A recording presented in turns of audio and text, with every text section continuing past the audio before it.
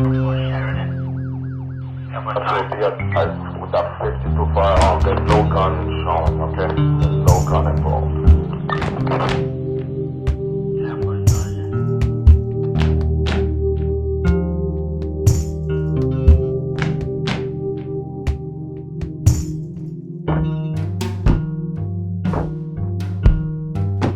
Racial profiling in the United States has received a lot of international press as of late, but profiling is as prevalent in Canada as it is in the US.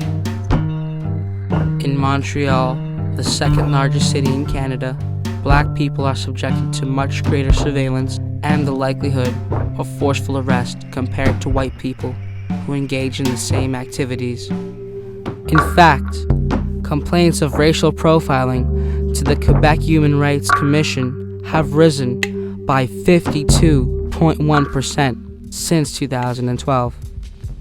And there are over 150 cases of racial profiling active right now.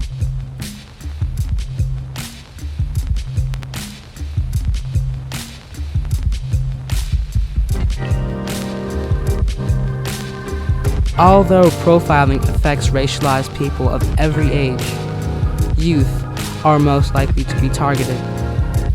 Many youth do not feel that they enjoy the same kind of freedom to gather in public spaces, especially with other racialized youth, because they are targeted and scrutinized by the police.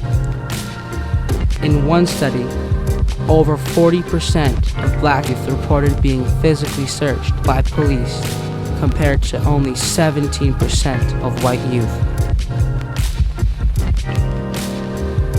The targeting occurs regardless of socioeconomic status or previous criminal activity. Black youth, particularly younger males, do not receive the same treatment as their white peers. Even those who were born in Canada often feel excluded and unwelcome in their own society.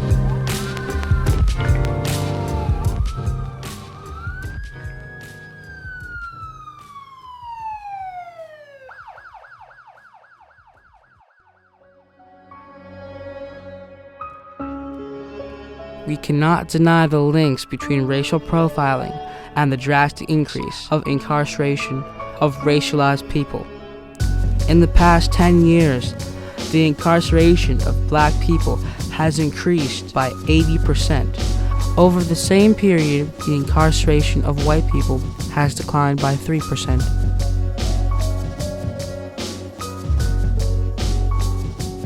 Black people, who make up only 2.9% of Canada's total population, now account for 10% of the country's prison population. Despite this reality, there's been very little public attention paid to the skyrocketing increase of the number of Black Canadians sent to federal prisons. There is a serious problem of systematic racism within law enforcement in this country. Not surprisingly, officials have rejected these claims, and law enforcement agencies have done little to address this reality. Racial profiling subjects people who have engaged in no wrongdoing to embarrassment, humiliation, and trauma. It is demoralizing, dehumanizing, and strips away a person's dignity and freedom. Something has to change. People are being denied their civil rights, losing their sense of security, their community, their loved ones, their lives. Something has to change. Speak up.